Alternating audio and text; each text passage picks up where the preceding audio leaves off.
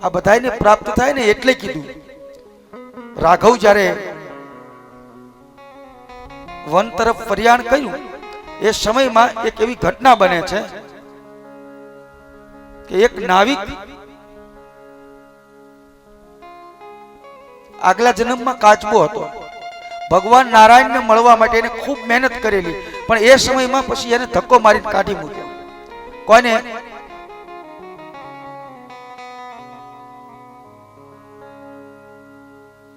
બીજું કોઈ નથી સાહેબ, માં અને સાહેબ.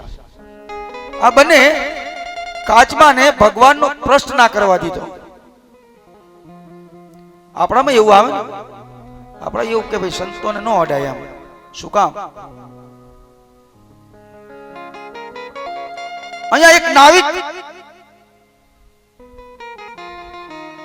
બીજા જન્મમાં એનો જન્મ નાવિક નો થયો છે સાહેબ, કારણ કે પૂર્વ જન્મની એની વાસના હતી.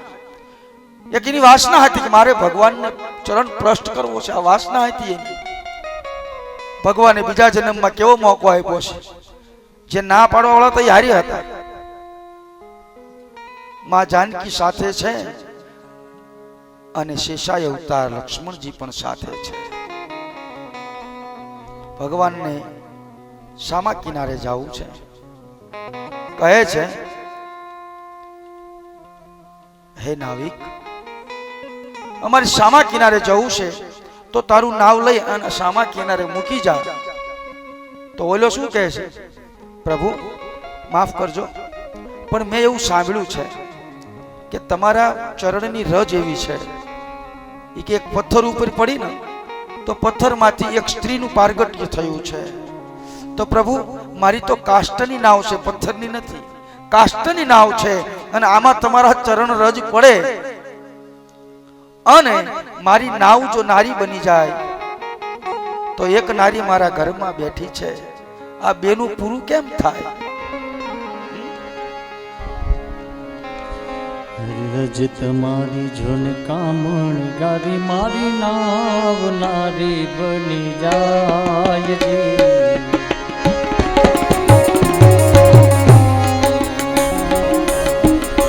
તો યમારા રંગ જનની બાય, તો યમારા રંગ જનની આજીવિકા ટળી જોને જાય. પગ મને ધોવા જો રઘુરાયજી, ધોવા જો ને રઘુરાય. પ્રભુ મને સખ પડ્યો મન માય, તમારા પગ ધોવા જો ને રઘુરાયજી.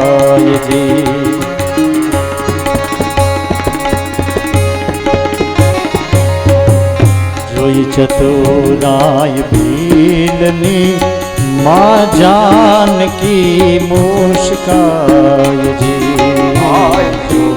ચતુરાય ભીલની માં જાનકી મુસ્કાય.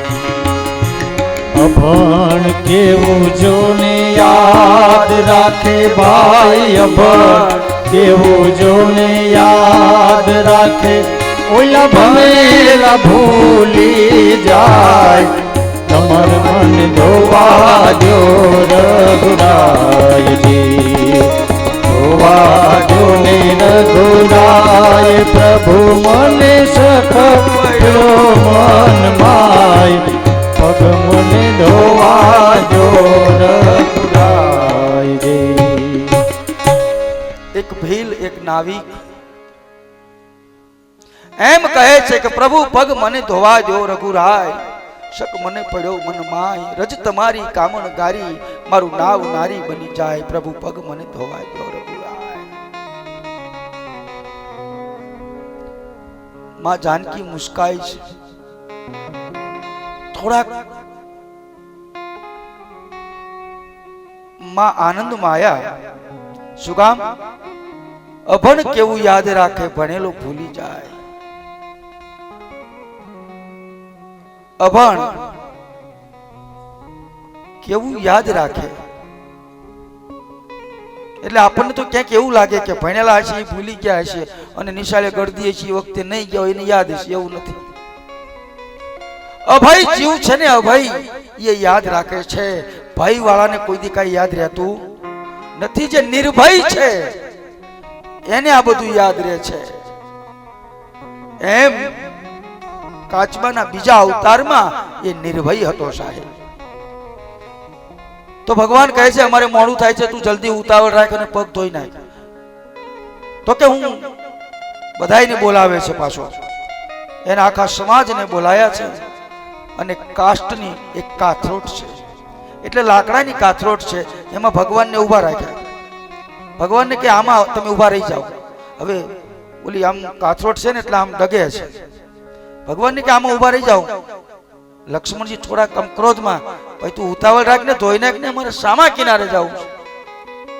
ઉતાવળ ન કરશો, થતું હશે એમ થશે. શું કામ? ગયા વખતે મને બહુ હેરાન કર્યો છે, આ વખતે મારો વારો છે. શાંતિથી ઉભા રહ્યો.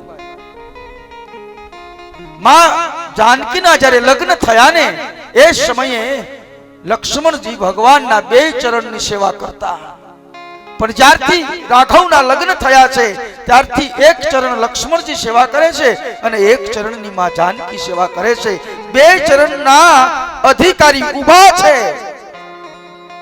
આગલા જન્મમાં જેને સેવા નથી કરવા દીધી, આજે એ બે જીવ, એ બે તત્વો સાહેબ રાઘવની સાથે છે. બેયનો ભાગ પડેલો છે. બે ઊભા છે છતાં આજે એકલો બે ચરણની સેવા કરવાની તૈયારી કરી રહ્યો છે. ભગવાન રાઘવને ઊભા રાખ્યા છે. ભગવાન આમ આમ આમ કથરોટ આમ ડગે હલે તો ભગવાનને પડવાની બીક લાગે. એટલે ઓલો નાવિક શું કહે છે, પ્રભુ ચિંતા ન કરશો, મારા મસ્તક ઉપર હાથ રાખો. સમજાણું ને? ભગવાનના હાથ, બંને હાથ, એક નહીં બંને હાથ કેવટના મસ્તક ઉપર છે સાહેબ. આજ કેવટ પોતાના જીવનને ધન્ય માને છે. જે અધિકારી છે સાહેબ આજ ઊભા છે અને આજ બધી ચરણનો લાભ કેવટ લે છે. હાથ ધોવાઈ ગયા, બધાયને ચરણામૃત આપે છે. પોતાના ભીલ કન્યાઓ અને ભીલ લોકોનો ઉદ્ધાર થયો છે.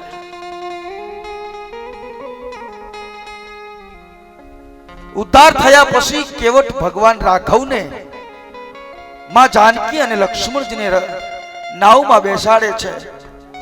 નાવ ચાલી જાય છે અને એમ કે થોડું દૂર રહે કિનારો એટલે નાવને પાછી વાળી લે. કેવટ નાવને પાછી વાળી લે છે. આવું 3-4 વખત આમ નાવને ફેરવી એટલે લક્ષ્મણજી પાછા ક્રોધમાં આવી ગયા. એ કે ભાઈ અહીંયાથી તું પાછા લાવેશ ને પાછો આમ લઈ જાશ ને, અમને જલ્દી સામા કિનારે પહોંચાડી દે. કેવટ કહે છે પ્રભુ શાંત થાઓ. કેમ? તમને ખાલી 3-4 ધક્કા મરાયા, મેં 3-4 આમ 3-4 વખત ધક્કા મરાયા તો તમે આટલા ખારા થાવશો. તમે અમને આ સાગરમાં કેટલા ધક્કા મરાયા, અમે કોઈ દી ખારા થાવી છીએ? તમને 3-4 વખત સહન નથી થતું. પ્રભુ અમે તો, કહેવાનો અર્થ એ છે કે આ સંસાર એક સમુદ્ર છે. આની અંદર આપણે કેટલા કેટલા ધક્કા ખાધા છે અને તમને 2-3 ધક્કામાં તમે મારી ઉપર એટલે પતી જાય તો વાંધો નહીં. સામે કિનારે ગયા પછી પાછા રાઘવને આજ કેવટને કંઈક આપવું છે સાહેબ. મારા કેવટે ખૂબ મહેનત કરી છે, મારા કેવટને કંઈક આપવું છે પણ રાઘવ પાસે કઈ છે નહીં. હું શું આપું? કારણ વલકલ પહેરી નીકળ્યા છે અવધથી, કઈ છે નહીં.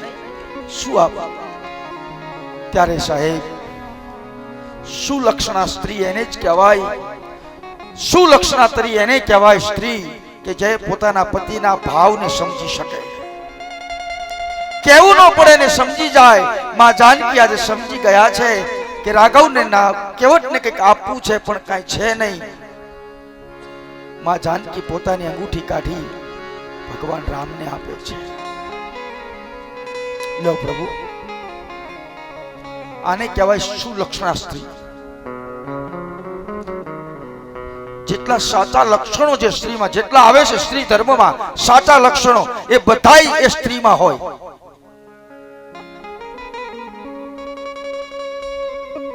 ભગવાન એને અંગૂઠી આપે છે તો કેવટ કહે છે, પ્રભુ માફ કરજો, આ મારીથી ન લેવાય. અરે કેવટ, હું તો તને ઉતરાય આપું છું પ્રભુ, પણ મારાથી ના લેવાય. એટલે લક્ષ્મણજી વળી ક્રોધમાં, ભાઈ લઈ લે ને, અમારે મોડું થાય છે, તું આટલું બધું. તો કેવટ એટલું કહેશે, પ્રભુ આપણે બધાય તો ધંધા ભાઈઓ કહેવાય, મારાથી મજૂરી ના લેવાય. લક્ષ્મણજી કે ભાઈ તારો મગજ તો ઠેકાણે છે ને,